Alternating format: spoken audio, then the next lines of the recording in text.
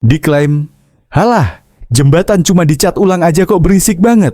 Tapi bener gak sih? Apakah cuma cat ulang doang atau ada yang bener-bener berdampak buat warga? Yuk, kita lihat langsung testimoni dari warga yang ngerasain sendiri perubahannya. Jangan asal nyinyir sebelum tahu ceritanya. Sebelumnya, sebenarnya di jembatan itu sangat mengkhawatirkan banget. Sangat-sangat mengkhawatirkan banget. Jangankan anak-anak yang udah tua ya, orang-orang yang udah tua. Bahkan anak-anak muda pun lewat ke jembatan itu sangat ketakutan. Apalagi anak-anak, apalagi nenek-nenek ya, udah gak bisa nyebrang lagi ke sana. Bahkan dulu itu pernah kejadian motor yang hampir jatuh ke bawah. Apalagi yang kakinya udah kejeblos itu yang sering banget itu. Keadaan jembatan itu rusak, Pak. Banyak orang yang terjadi kecelakaan. Sebelum pembangunan itu Pak, aduh rusak benar. Udah pada hancur itunya, papannya udah nggak ada. Dipakainya juga udah reot gitu. Ya pedagang-pedagang bisa lewat. Waktu itu kan mau lahiran, katanya mencari bidan nggak ada, susah. Katanya nggak ada yang mau kesini bidannya. Terus dipanggul pakai kain sarung. Soalnya kan darurat. Jadi mau dibawa ke rumah sakit, cuma nyampe situ aja. Sampai jalan aspal, baru mau masuk mobil itu udah nggak ada. Cukup semama saya aja yang jadi seperti itu.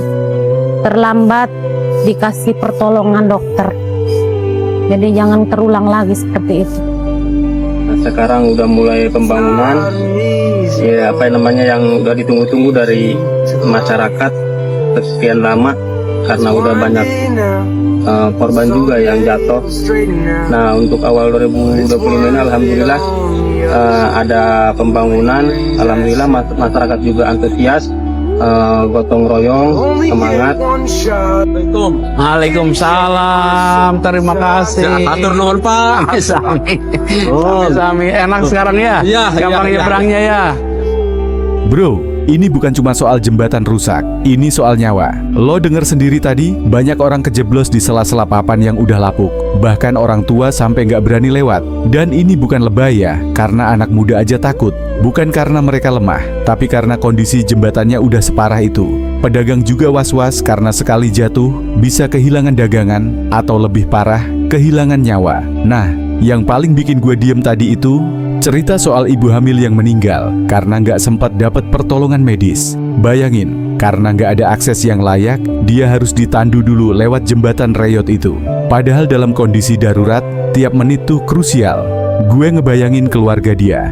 Rasa sesalnya, rasa nggak percayanya, dan yang paling nyesek, itu semua mungkin bisa dicegah kalau aksesnya bener dari awal. Dan sekarang, ketika jembatan udah bener, ketika warga bisa lewat dengan aman, malah ada yang nyinyir bilang alah cuma dicat ulang. Bro, kadang yang kita anggap kecil, itu ternyata besar banget buat orang lain.